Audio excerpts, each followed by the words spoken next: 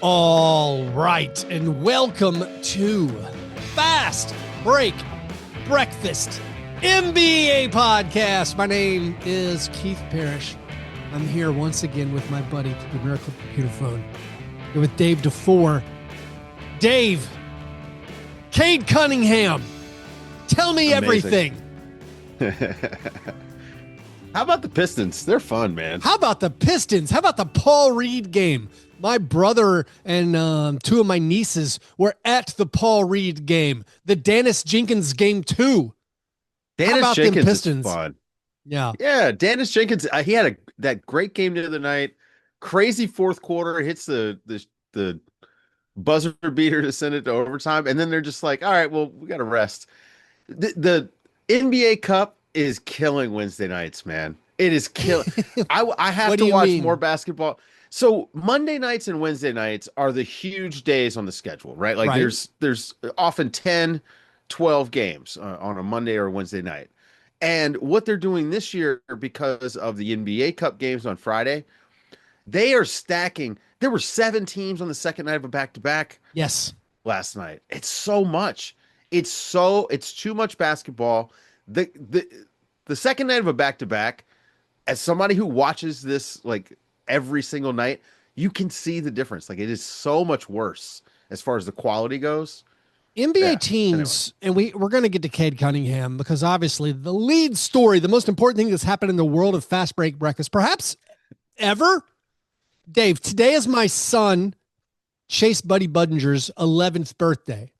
That essentially means Fast Break Breakfast, the anniversary, is 11 years old. The second episode of Fast Break Breakfast was uploaded from the delivery room back in 2014. Wow. Where was I going with this? Oh no, the most important thing that's happened as we hit essentially the 11-year anniversary of Fast Break Breakfast. We've been tracking since the show began bad shooting performances. The International Stackhouse of Pancakes Award was on the first episode.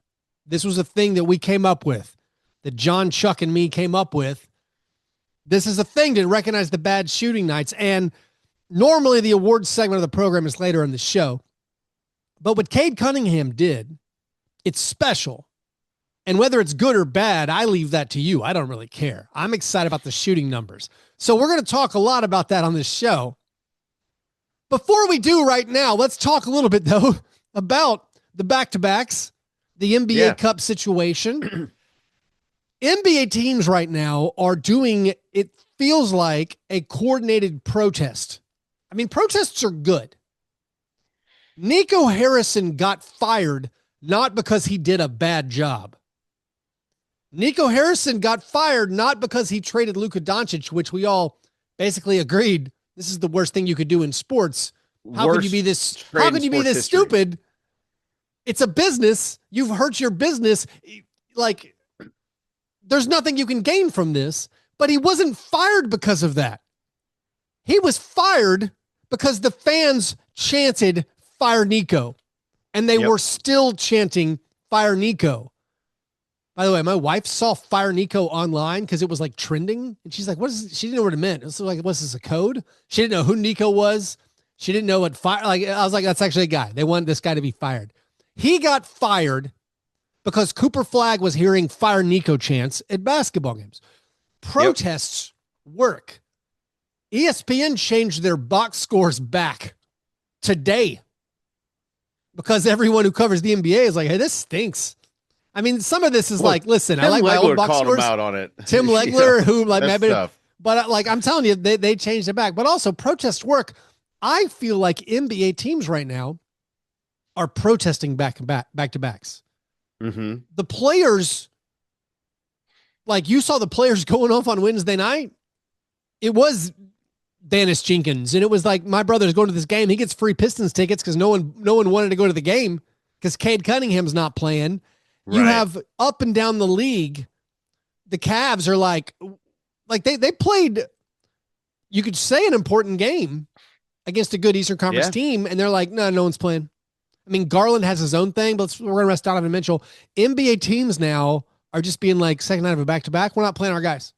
Like, I don't know what happened to the player participation policy and the league finding teams for not having your guys, but it does feel like eventually we're not going to have back-to-backs. We're going to look back and say that was weird why they had back-to-backs. But right now, all teams, I'm of a couple of minds of this. I mean, one seems fine. If this is the way to make the change happen, that seems okay. I feel sort of nervous for the players because of the 65 game rule, the all NBA, the awards stuff. You just sit out a handful of back-to-backs, you're one twisted ankle away from being ineligible for awards. That's why we hit last year. I can't remember what the number was, where it was like 42 players are eligible for awards. And it was like, you're a calf strain away. Right. Any NBA player is a severely sprained ankle or a calf strain away from not being eligible for awards. And obviously not that many players are ever going to win the awards, but it's weird. Yeah. But also the product, going back to the product, where it's like, is this supposed to be like soccer, where soccer teams have sometimes 2 games in a week and you play all your backups and you're supposed to have a long, like a deep bench? It feels strange that just they've accepted, hey, the stars don't actually play. And like, you even had, who did the Warriors play? The Warriors played the Spurs and Thunder on back-to-back nights, right? Yeah. And they probably would have punted the Thunder game, they probably would have punted the Spurs game, but they got blown out by the Thunder, so they wound up, nobody played in the fourth, right? So, and then the Thunder, they played a back-to-back, and you think, okay, well, this is a scheduled loss for them, Warriors, then Lakers, and they just had 2 blowouts because, again, they took care of business.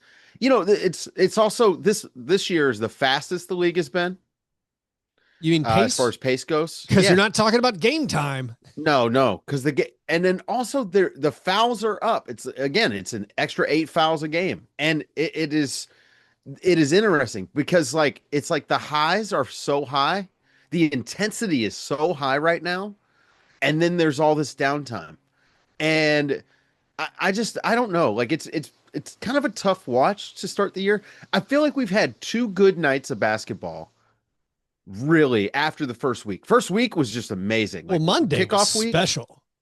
Monday was one of the best nights we've had on League Pass ever. I mean, lost in it was Cam Whitmore doing one of the better Dominique Wilkins dunks you've ever seen.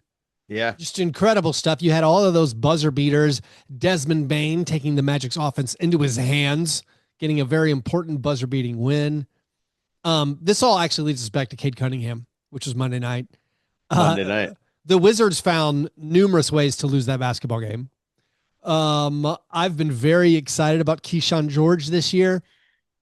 Keyshawn did multiple things in the last 2 seconds that, if he does anything different, first of all, he gets the ball with like 2.5, 3 seconds left. They're up by 2 points. All he has to do is throw the ball down the court. That's it. Throw the ball on the court, the game's over. Maybe your Wizards player catches a pass with less than a second left. Maybe even if you threw the ball away, maybe the Pistons get the ball back with less than a second left. But he just held it. He's not a good free throw shooter. He held it, accepted the foul. Then he misses one of the 2 free throws. Then on that final regulation play, Bub Carrington, you're ahead by 3. You're ahead by 3. He's not guarding the 3-point line. He's inside the 3-point line and it was a surprise and Jenkins didn't know the ball was coming. No one knew the ball was coming to the corner. It doesn't matter. You're ahead by 3. Your only job is to guard him outside of the 3-point line. You let Jenkins him go. Didn't know the ball was coming to the corner. He was the release valve. He was it's my internal clock says it's hit 5 seconds. I got to throw this pass. Yeah. And he happened to be open enough to shoot it. But the big story of that game, it's not the Wizards blowing the game in regulation and the Pistons coming out on top. It's what Cade Cunningham did. A historic performance that might be a culmination of all things Fast Break Breakfast has been waiting for 11 years. I mean, if the Jacques Watch comes through this year also, I mean, what a perfect thing. But in this game, Cade Cunningham took 45 field goal attempts and made 14 of them. He carried the Pistons in a way we haven't seen guys. This was like 90s. This was Jerry Stackhouse Pistons. This was 2004. This was Kobe Lakers stuff. But Yeah. the actual specifics, this is the most missed shots in the NBA in 50 years for a single game by a single player.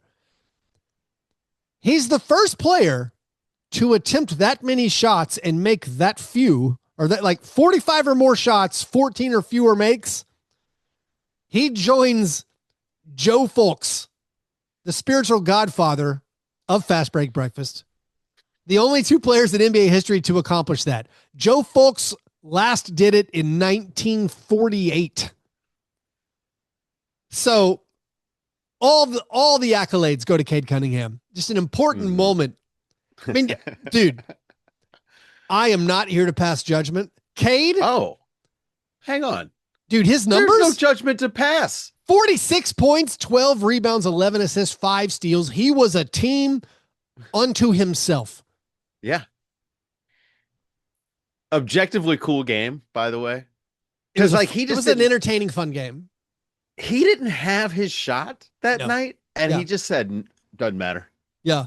I'm gonna shoot. There's no way I'm not shooting. And it's almost like he played like he was mad at himself because the shots weren't falling. He was like, no, we're gonna do this. It was Tin Cup.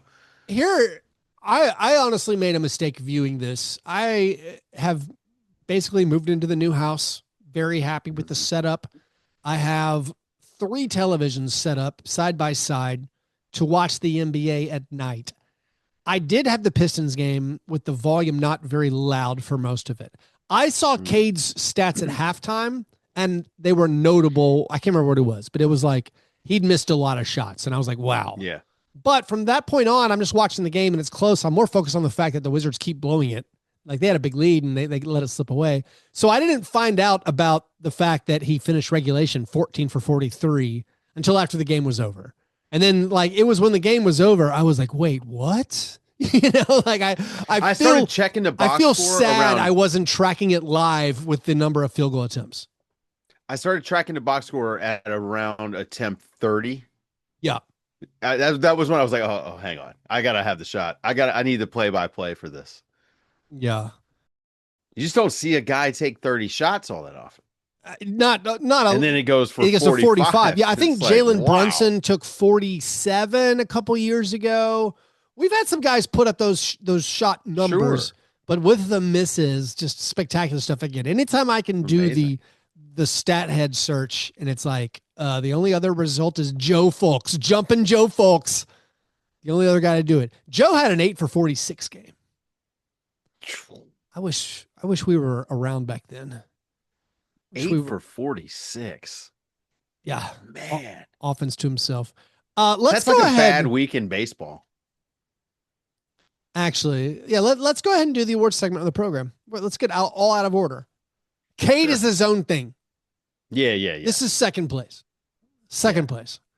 This is the awards segment of the program, the International Stackhouse of Pancakes Award, given each week to the worst performance in a box score. A couple of honorable mentions this week, only 2. Actually, here's the thing. You know it's a good iShop week when there's only 2 honorable mentions. Because a lot of times that means some guys really stuck out. And so there's not much to talk about. But Ron Holland, 3 for 15. RJ Barrett, 6 for 21. Thanks for playing. Honorable mentions. Our 3 nominees, not including Cade Cunningham. This is as they occurred chronologically through the last 7 days. Bradley Beal, in a loss to his former team, the Suns.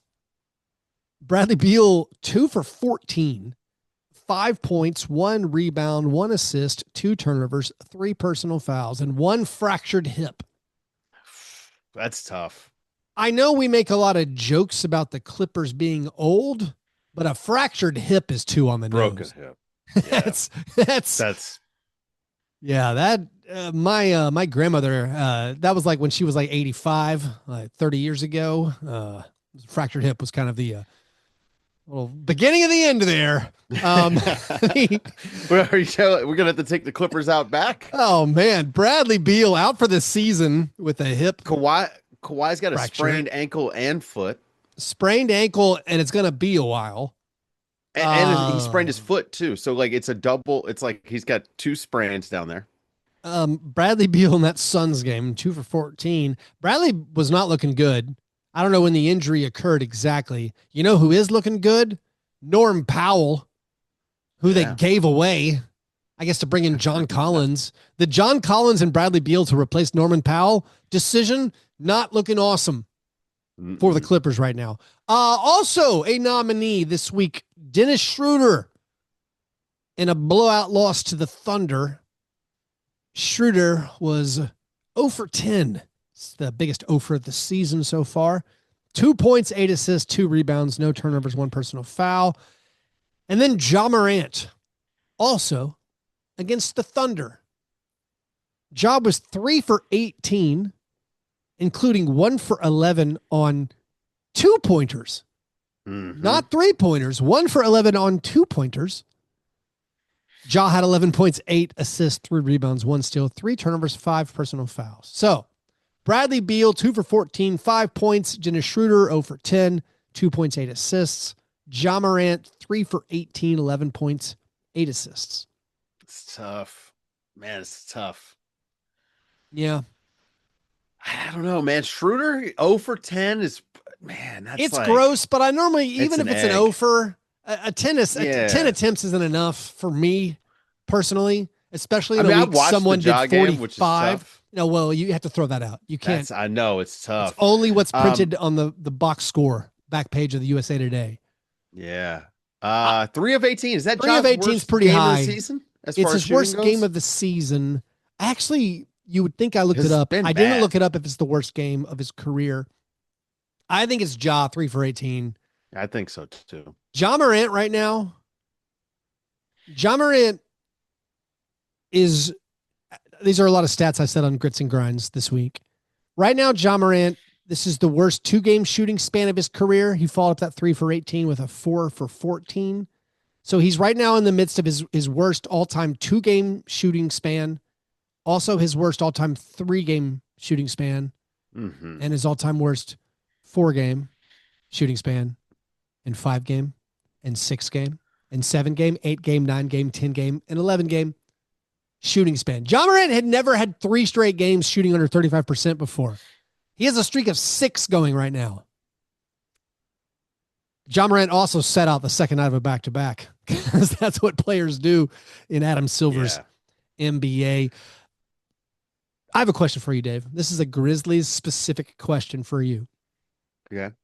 What are the odds right now Ja Morant is pulling a Vince Carter and might actually look good again on a different team? You know, you mentioned this to me the other day, Yeah. and so I started looking at the stats. This is Yeah. way worse than Vince.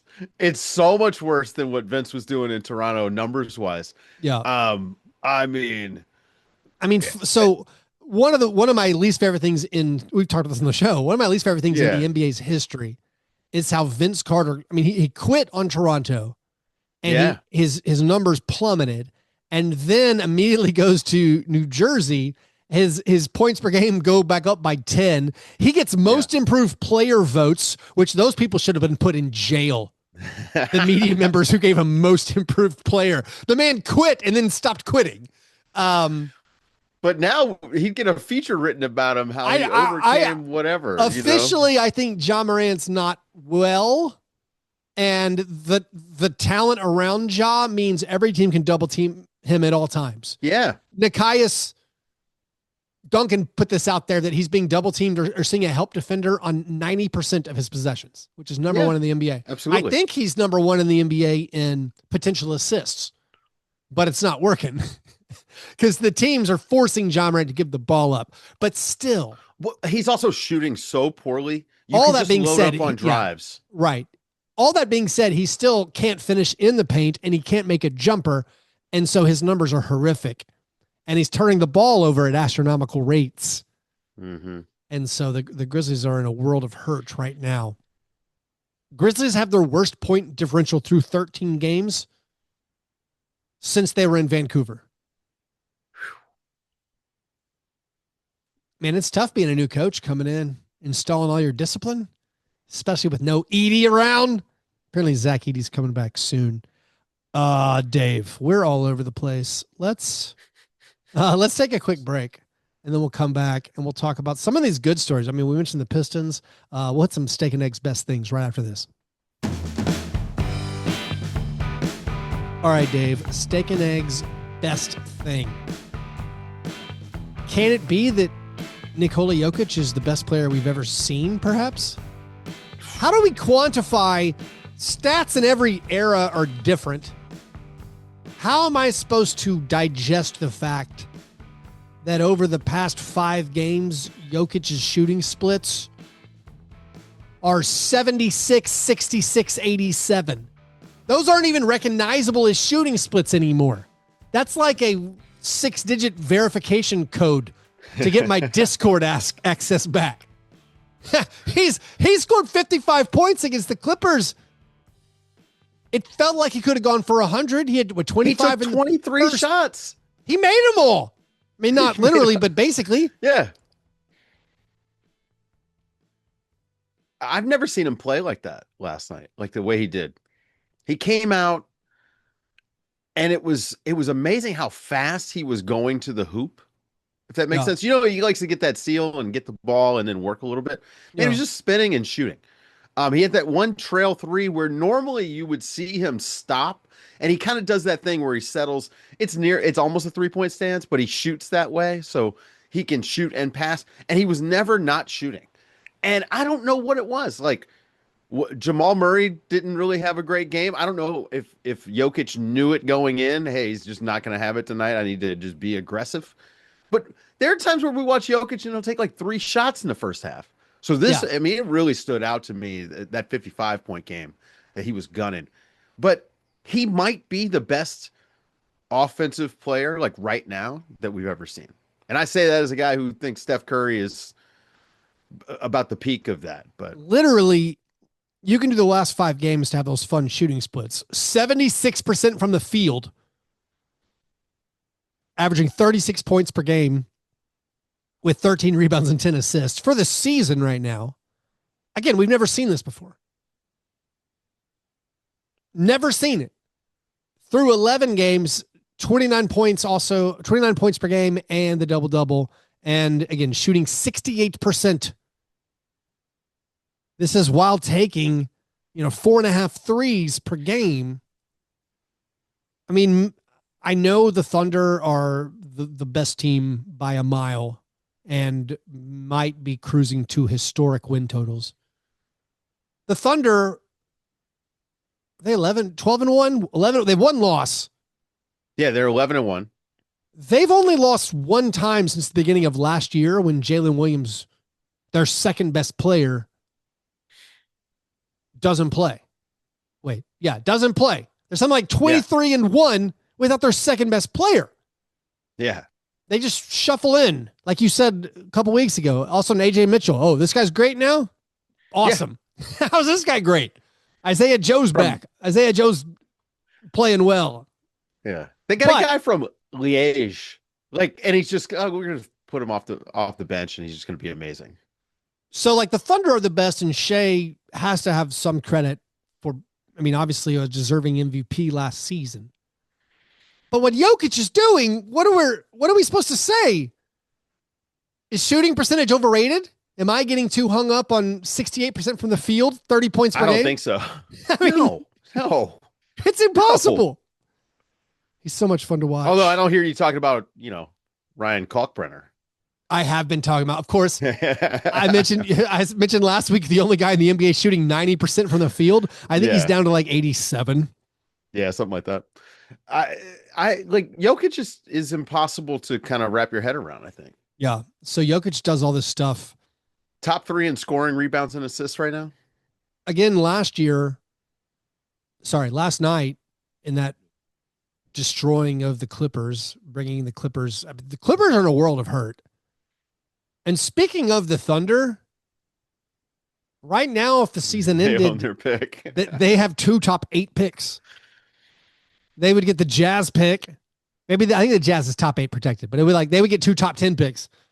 And then they get the Clippers, an unprotected Clippers pick. So the Thunder could come away with 2 top 10 picks next year. They're going to have to cut another amazing guy. It's like they can't even bring back their really good guys I mean, sometimes. no, they're going to be able to do this in perpetuity It seems like because they will move guys for more assets eventually when they can't afford them. uh AJ Mitchell's making like $3 million a year or something. So yep. Another maybe steak and eggs best thing. The Suns, I'll call them my Suns, are a fun. scrappy, fun basketball team.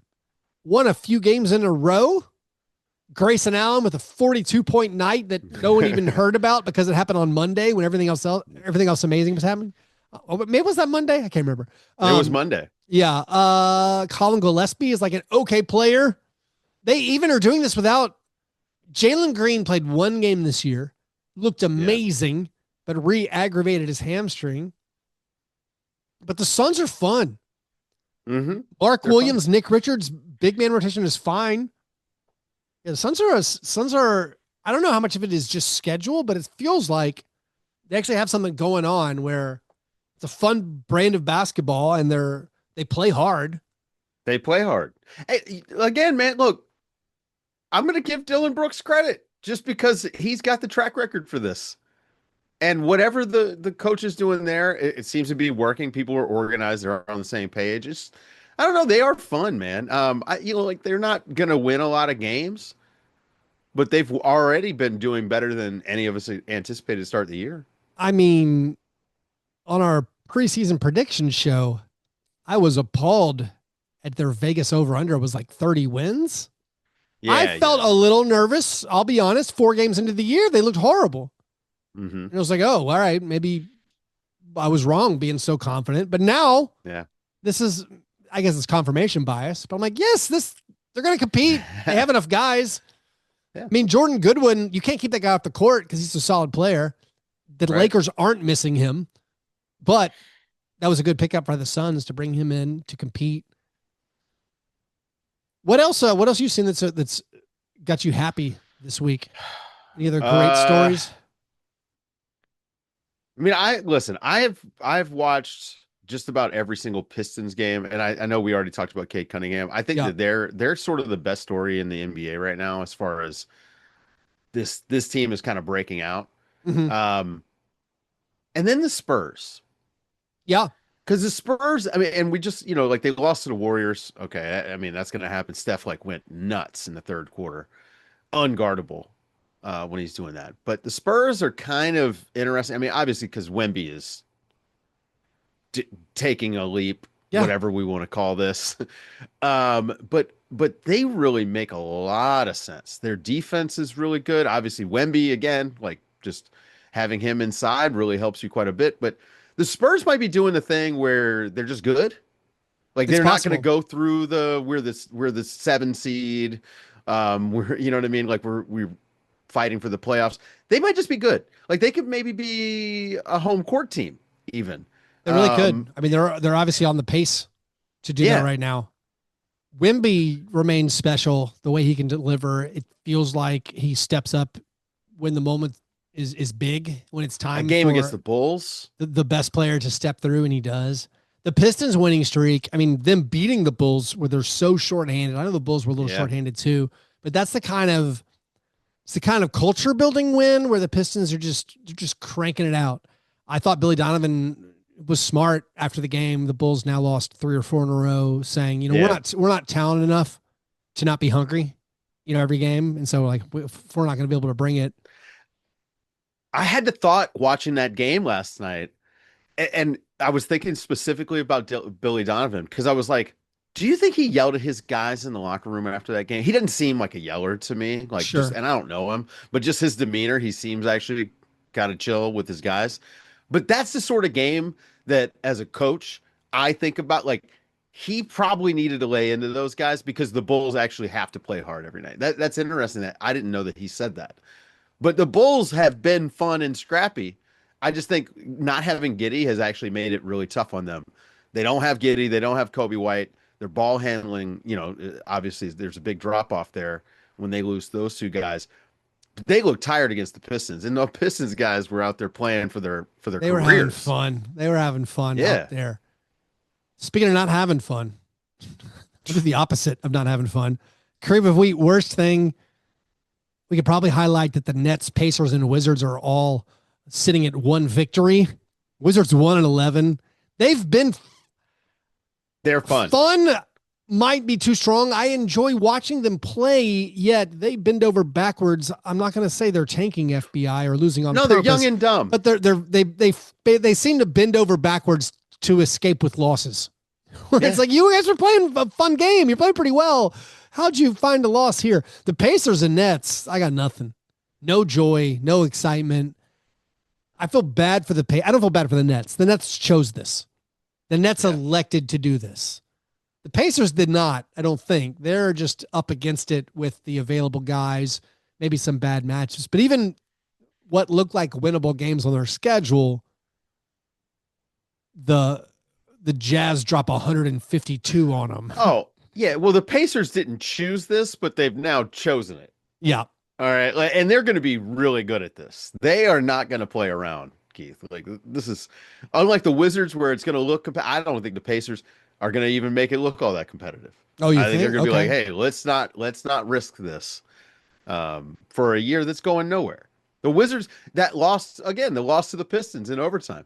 Perfect tanking loss. That's what for these a young games team. feel like, tanking losses, but it's too early in the year for that. It feels like you Yeah. want to teach your players how to win basketball games. Well, I think that they are trying to win. It's just that young, dumb players, right? And I say this like lovingly, right? Like they're dumb because they're young.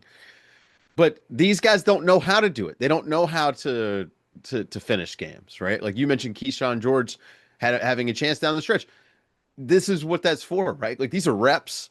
And you got to lose. Like the NBA, it's very rare that anybody comes in and just wins right away anyway. So if you're gonna lose, at least have your heart broken, like you were in it, because then you feel like you feel it a little bit more than if you're just getting blown out every night. You can become numb to blowouts. And I say this as a coach who got like I coached a bad team that got blown out a lot, and it is hard to come back like at practice every. Hey, we just got beat by 30, but let's go work on this press that did not work, and so when you lose the close ones, it's like, man, we were in it. We were right there. What can we change? So I think it's a good thing when you do it like this. This is why veterans on tanking teams are important because they do teach, having Chris Middleton and CJ McCollum is good for a young team that has players that it wants to develop. The Oklahoma City Thunder did this, right? They kept a veteran or two around at all times to make sure that these guys, knew how to do this stuff. So anyway, I like the Wizards. I'm really high on what they're doing. It's nice. I hope they wind up being pretty good. I was thinking about how you coach up a team and try to get them encouraged after blowout losses. And my mind wanders back to my team, the Grizzlies, where they've had numerous blowout losses. And then it's like, okay, we didn't play defense in the first half against the Knicks, and a lot of people saw this game, a lot of attention on this game, and Ja Morant struggled again. We fought back in the second half. Now we have a chance. No Ja Morant. Can we compete tonight? And they got just run off the court by the Celtics. Yeah. And the Celtics are a mid-tier team. And you have Isolo saying after the game that he was disappointed with the effort. And it's like, I don't know I don't know how that message is coming across to the Grizzlies players. And that was a flat can be performance. Yes, you're missing Ja Morant. Right. And you're missing Edie and Ty Jerome and whoever. But when you get just trucked again, when you're getting blown out in all your road games and you have a new coach saying like the plan was we're going to play harder than everybody else. It's like, that's not a plan. That is not a plan. Cause I talked about this.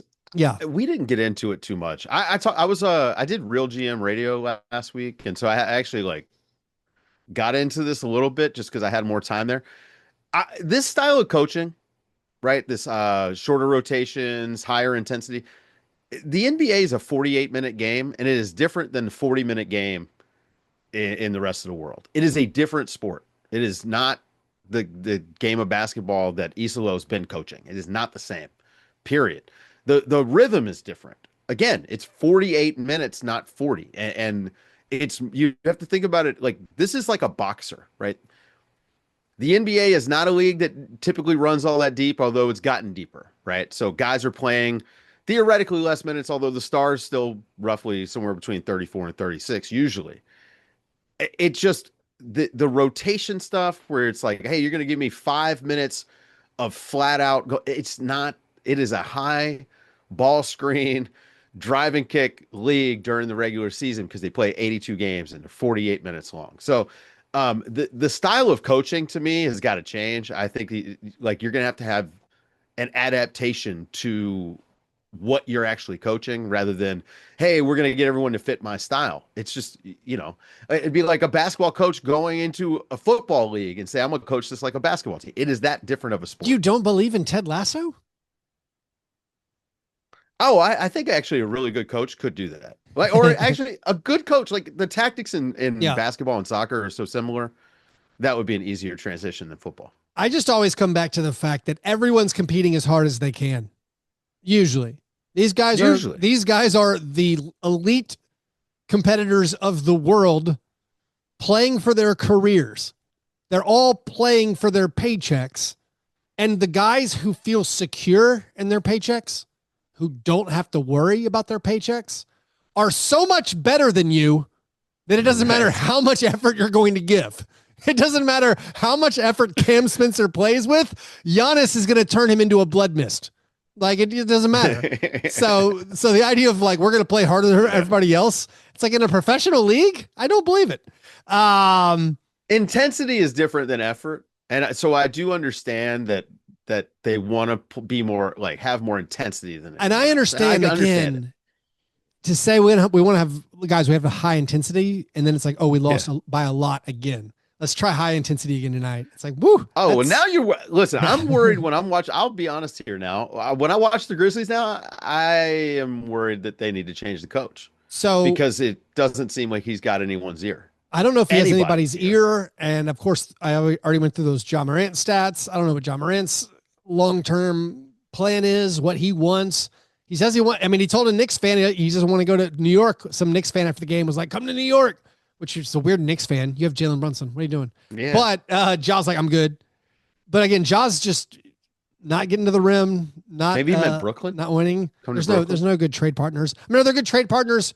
I guess we even talked about the biggest story. We mentioned Nico Harrison getting fired. Yeah. I mean, are they going to pivot? Again, this is not a good organization, period.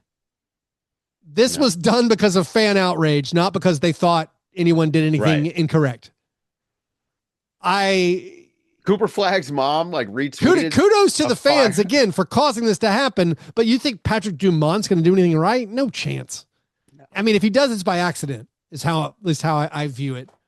But it does seem like now that there's a new voice, if it's Michael Finley or going to be somebody else, they might consider trading Anthony Davis and trying to build up. But again, I don't know, what are these trades supposed to be? What? I do think Anthony Davis could. Can I tell you the problem?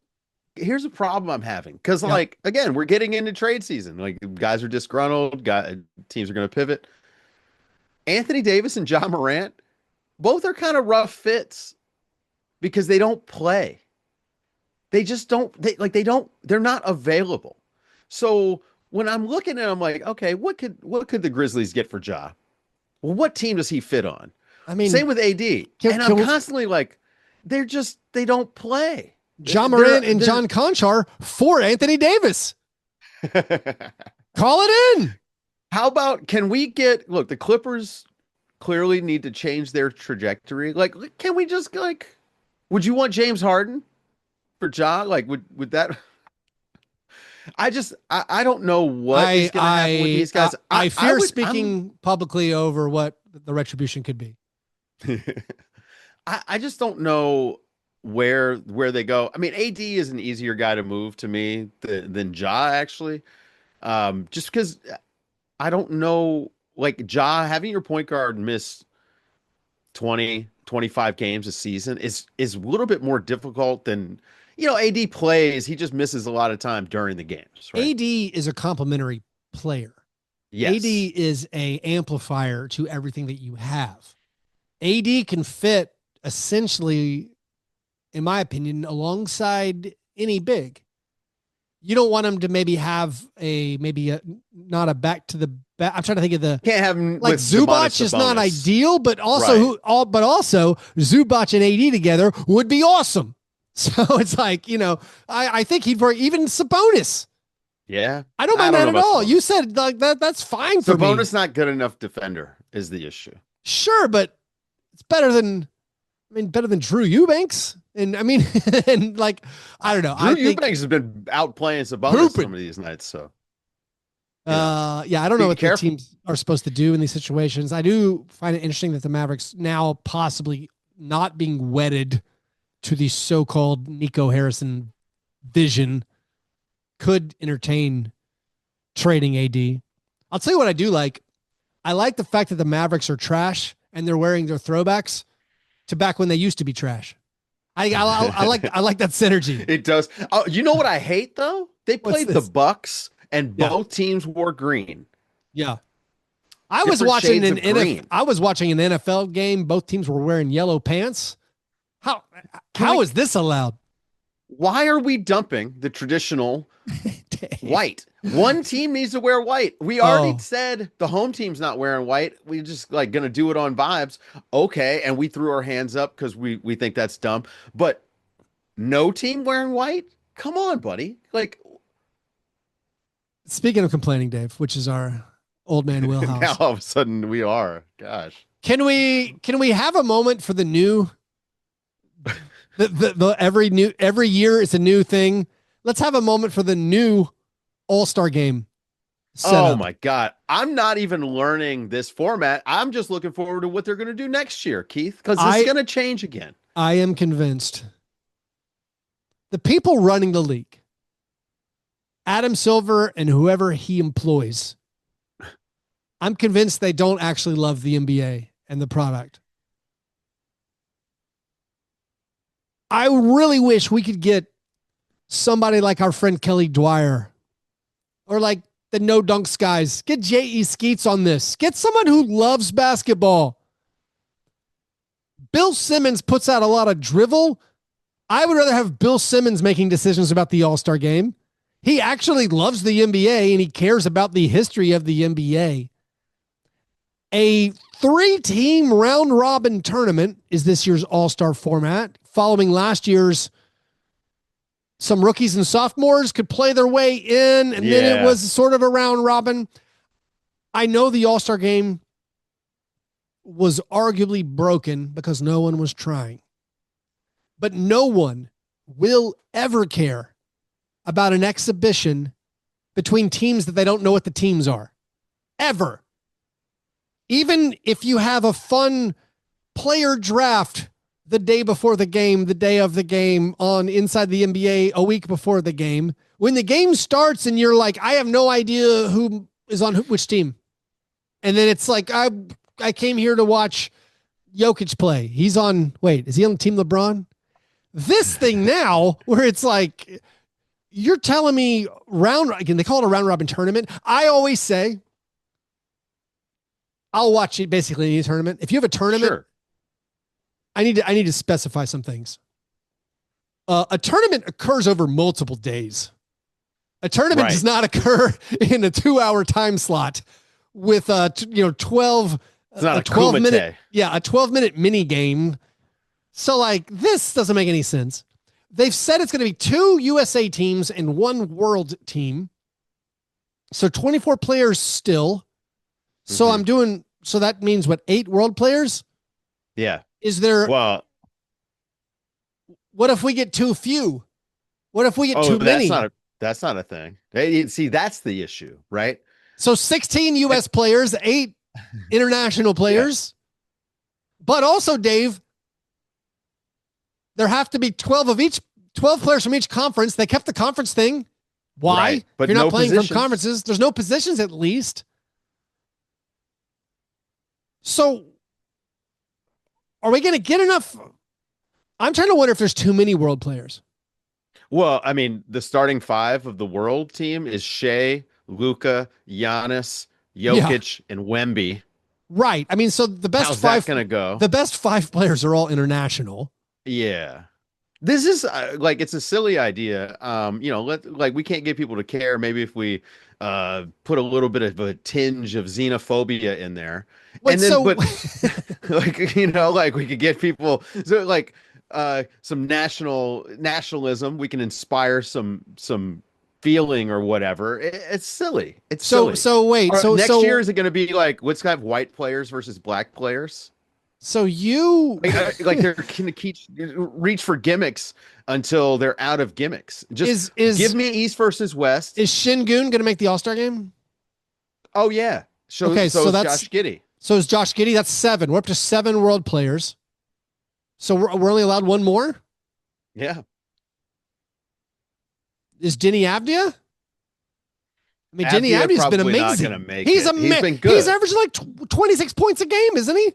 Okay, but we're gonna rely on the league putting him in there because he's not gonna get voted in. Maybe. I don't know. Maybe the IDF is gonna stuff ballots. I'm getting nervous. There's not gonna be enough spots. Oh, there's definitely not enough. I don't think there's enough world spots. There's more than 8 players that I think are gonna like. What was last year? Let me pull up last year's All-Stars. Yeah. Because I've forgotten because the format is so weird. What's your favorite All-Star memory from the last 2 years? Oh, like nothing's happened. Team Chuck winning 47-34. Who was on that team? Team Chuck? There's no way to know. I've got to pull it up. I've got to pull it up right here. Yeah. He had Shea, he had Jokic, he had Donovan Mitchell, he had Şengün, he had Siakam. He had Karl Anthony Towns, he had Wemby. He had the world team. He had Wemby, he had Giannis. Well, I think he was doing that on purpose, right? Yeah. I'm just a little confused. Karl Anthony Towns is technically right. Like, is he? Well, that's what I want to know. Like, where's the affiliation? Like, if Embiid plays enough games, like Kyle Anderson got the Chinese passport, dual citizenship. I don't think Kyle Anderson's a risk. I don't think we have to worry about that. I'm just lost at. If there's nothing to latch on to. It would be way funnier if there weren't enough world players and we did get Kyle Anderson, like the 65 game rule, right? What if Giannis has a hamstring soreness? What if one of those 5 guys doesn't make it? And then it's like, how many players miss the All-Star game every year? It seems like more and more. And now that this format is happening, like there's nothing even special about it. We're not going to get the moments that we remember from All-Star games, which isn't about the game being good. It was the fun stuff. Jamal Murray, there's our final world spot. There you go. He's in. I don't think anybody else, no one else can make it. James Harden, can he get some citizenship somewhere? I mean, this is terrible news for Zach Edey when he comes back. No, there's no spots on the team. By the way, funny, I'm looking at the All-Star from last year. Anthony Davis injured, will not play. I mean, it's just like that's perfect. That was a perfect reminder. Yeah, I just don't understand what was wrong with the old format where nobody played hard, Keith. Just East versus West at the very least. You know what you're doing. You have a better chance of someone caring about it. By the time we get to Sunday of All-Star weekend, nobody's paying attention anyway. Just do it. Play the game, man. Like, it's so silly because they don't care enough about giving me competitive basketball on a Wednesday night. That's the thing I worry about. I don't care about. Or there's no games on Thursday night because of the NBA Cup. Because the NBA Cup. Or the game on Peacock on Tuesday night starts at 10 o'clock Central. I actually looked this up. I was curious. Dave, do you ever know what percentage of the U.S. population lives in the Eastern and Central time zones? It's like 70%. It's 80. Oh, wow. So why is Peacock airing a national TV game where 80% of your audience is probably choosing not to stay awake to watch it? Anyways, let's take a break and then we'll answer a listener question, and we'll also do a very important update to the Jacques Watch. All right, Dave, let's go ahead and do the Jacques Watch. This is very important. We have a live one. This is us monitoring if any NBA player can match Jacques Vaughn's record of missing the first 22 shots of the season. Jared McCain right now is 40% of the way there. His usage this year, as far as when he plays and when he doesn't, I am very curious about. It is a source of great mystery to me. I need a Sixers expert to let me know when it is Nick Nurse decides he gets to play. He's only played in 3 games, only played a handful of minutes, but he's 0 for 9 from the field so far. I think this has legs. This is starting to simmer a bit. I think maybe he could get there. He's not getting easy looks. He doesn't get in the paint. He's not finding a rhythm. They got him in the G League. Coming back from injury. Yeah.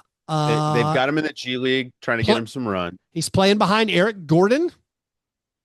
I mean, the Sixers are doing fine. Edgecombe's been great. Maxi's been amazing. Maxi going to make the All-Star game, going to play for one of the U.S. teams. Are they going to name the U.S. teams? Is it going to be USA 1 and USA 2? It's going to be North and South, actually. Oh, they should do Mason Dixon line. Yeah, let's do it. Again, it's just like, what's the gimmick going to be next year, man? It's just a gimmick. Silly. Jared McCain, man, we're hating today. 0 for 9 in 3 appearances. Hunter Tyson, by the way, still lingering. He's 0 for 7 out there. Now let's answer a couple of listener submitted questions. This is the croissant questioner. Are you going to finish that croissant? This is sort of a joint question. Caleb wants to know, will Ja and Jaren both still be on the Grizzlies when I go see them play at the Wizards after Christmas? Clint wants to know, will Ja and Jaren both be on the Grizzlies when I go see them play at the Spurs before Christmas? Before Christmas, definitely. I think probably Jaren can't be traded until mid-December. I don't think they're going to trade Jaren. He's a scalable big with a lot of really good qualities. But let me ask you though, you probably didn't think that they would trade Bane, but what if somebody came in with here's a fat package for Jaren Jackson and it allows you to just go ahead and quickly get into the reboot? I wouldn't do it because the odds of finding another Jaren are so low. Also, I don't need to lean into the reboot. I already have a Fortune top 5 favors draft the pick. bold, Keith. It's true. Remember the words of Nico Harrison. I don't have the answer to it. Some people saw the Desmond Bane thing coming. I was not one of them. I think the question is, what does Ja Morant want? And I think he still probably gets what he wants. So we'll see. I think Ja probably wants to stay in Memphis, but I don't know.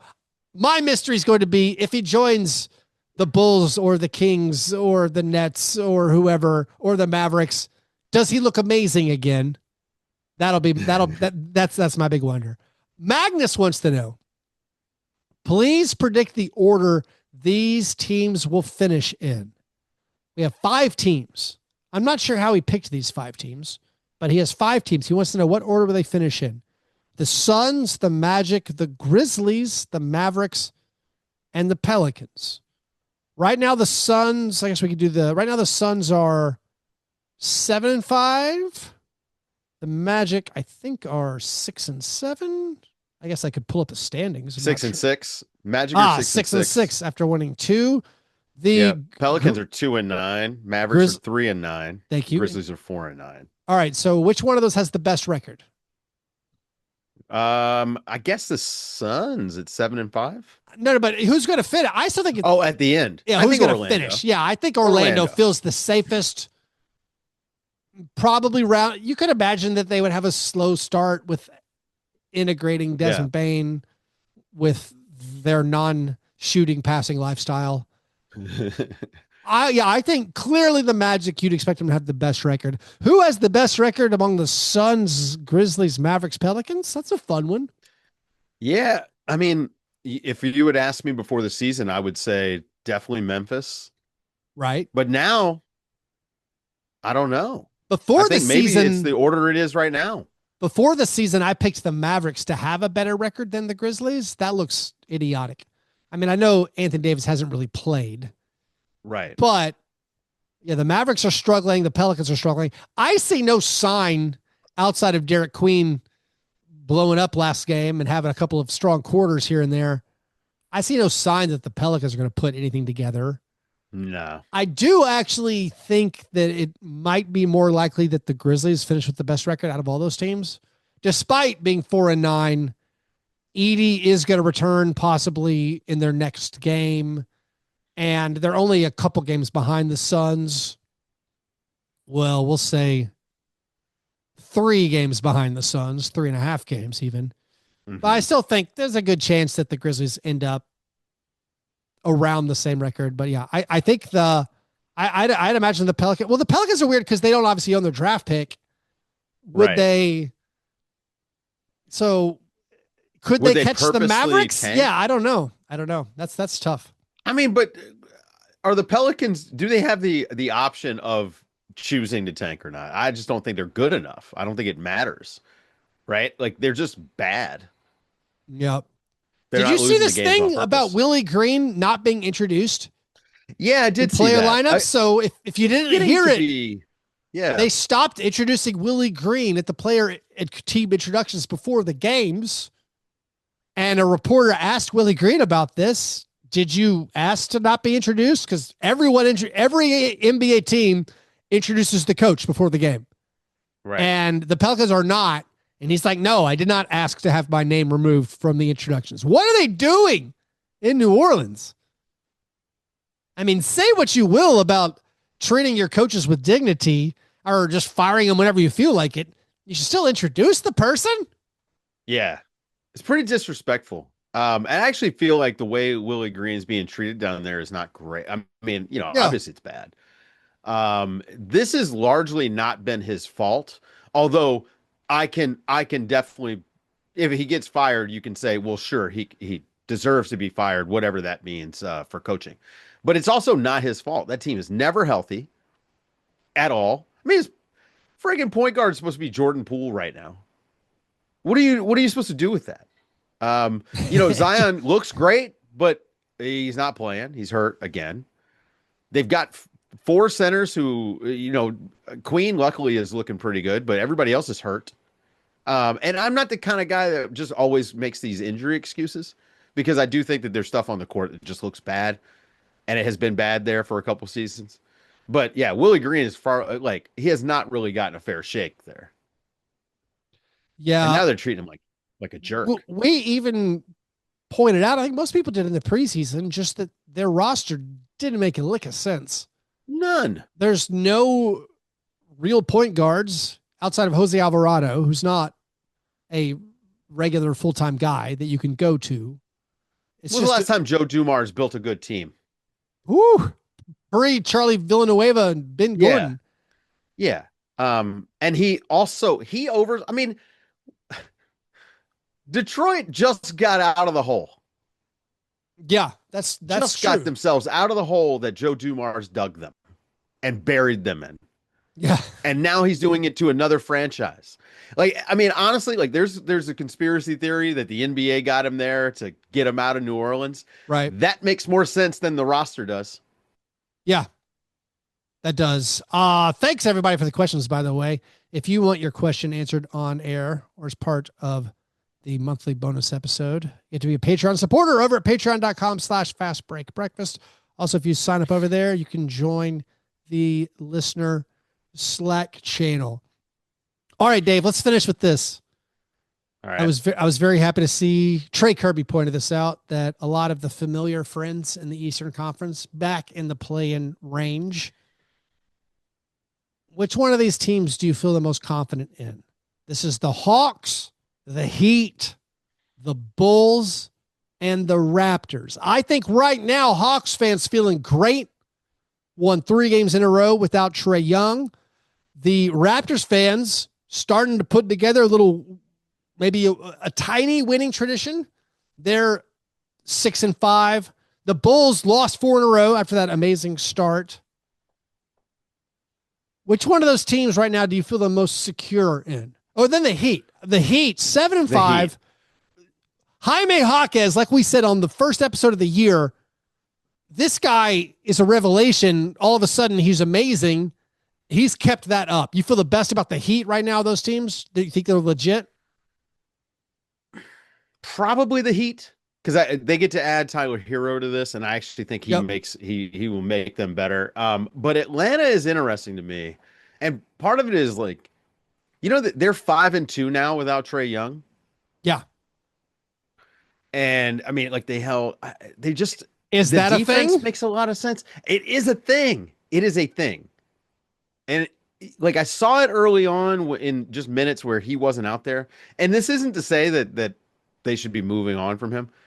He's got to find a way to integrate with these guys because their defense is so much better without him out there. Dyson Daniels' offense is so much better without him out there because he makes more sense, like his role. And some of these other pieces fit. Jalen Johnson, man, this guy's playmaking has really risen when flirting with triple doubles. Yeah. So, I don't want to go full Ewing theory here on this, but it's something I'm watching because they might have.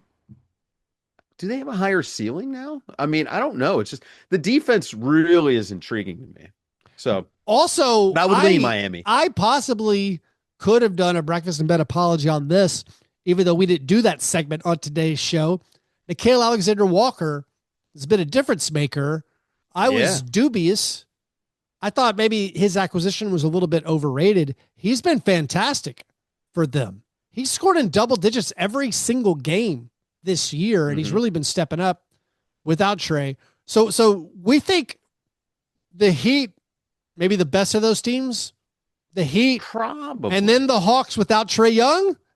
We feel maybe maybe the next best. It's interesting. Again. I've got my eyes on them, and the Bulls play hard. And if when Giddey gets back out there after recovering from that ankle, that DeAndre Hunter injured, and when they get Kobe White back, I mean their offense will get juiced. So I think they'll be slightly better. Toronto, they play hard. Yeah, for the lack of talent, they play hard. A lot of teams playing hard. Why isn't it working when my team tries to play harder? Well, Keith, maybe they're not actually playing hard. Maybe they're not playing hard. Yep. Fake hustle. Slap in the court. Fake hustle. All right. Hey, guarding 94 feet when you're the only guy doing it. Fake hustle. Did you see that the Trailblazers are picking up further out than any team in NBA history? I mean, in our parents' NBA, in our father's NBA, they let you dribble to within like 15 feet of the basket before they checked you. Now the Trailblazers are picking up like at half court or beyond half court. Incredible stuff. And also, like you said, I don't know if this is good for the league, Keith, because of the 82 game season. Well, if guys don't play back to back, something to worry about. I mean, I guess that'll we'll see. Anyways, that is all for today. Again, if you want more from us, go get it at patreon.com/fastbreak breakfast. Thank you, Cade Cunningham, for the excitement of launching 45 field goal attempts in a game and missing 31 of those shots, and also delivering for your team down the stretch. And I'm in on the bad boys, man. Jalen Duren is awesome. I like watching this team play. Beef Stew is shooting over 50% on above the break threes. What? Ja Morant is 5 for 51 on above the break threes. He's 5 for 9 from the corners and 5 for 51 above the break. Anyways, you guys are the best. Thanks for listening. And remember, breakfast is the most important thing.